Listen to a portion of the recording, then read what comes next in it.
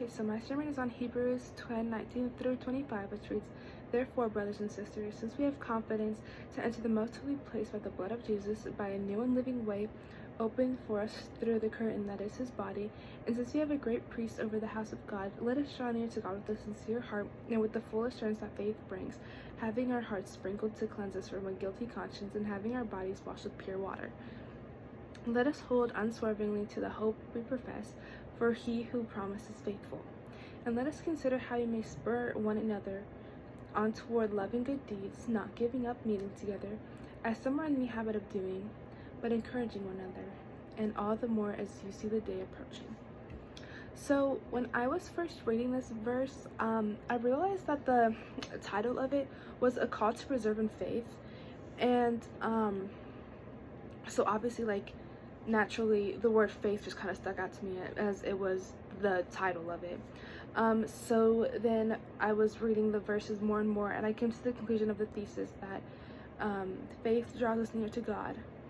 And then also while reading this passage, words just kept flinging out to me in many ways that faith can draw us near to God. But I came down to 4 key characteristics that attribute to our faith drawing us closer to God. And the first characteristic is assurance, which is said in verse 22, which reads, "Let us draw near to God with a sincere heart and with the full assurance that faith brings, having our hearts sprinkled to cleanse us from a guilty conscience and having our bodies washed with pure water." The first time that I read that, the word assurance just kept sticking out to me, and I didn't really understand why. And then I googled it because I was like, maybe this is just what I don't know. And Google defines it as confidence or certainties in one's own abilities. And I just kind of think, like, God gives us the confidence to keep going. He gave Noah the confidence to go out on the ark with all the animals. And I just find it so inspiring that faith can give us that confidence, and like faith alone, because a lot of things in the world don't do that.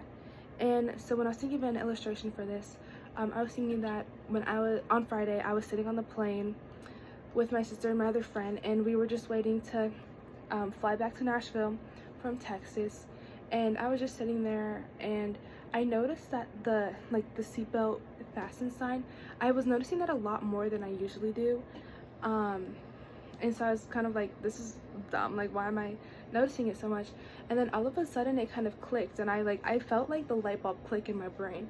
I feel like our walk with God is a lot like being on a plane, as in the fact that the plane is our walk with God. The destination is heaven. The turbulence is the devil trying to knock us off and distract us and prolong us from getting to our destination. And then our seatbelts are our faith, because as I was thinking that if there's a lot of turbulence, and no matter how much, like, if you have to do that little mask thing or whatever, if there's turbulence and you're rocking back and forth, the one thing that's going to keep you in place is your seatbelt. And so no matter how much the devil tries to throw us off and knock us out of our seats, having our seatbelts tightly fastened is gonna keep us safe, and it's gonna keep our faith in God even stronger, and that our faith will staying buckled in our faith will help us reach our destination no matter what the devil tries to throw at us. And so then we come to the conclusion of, how do we live out this even though we're not necessarily always on a plane? We always just need to remember to stay fastened in our faith with God no matter what. Even though things get hard, constant prayer, and knowing that he will always provide for us, and he will give us that confidence and the assurance that is sprinkled onto us, as he says in verse 22. And that brings me to my next point, which is confidence.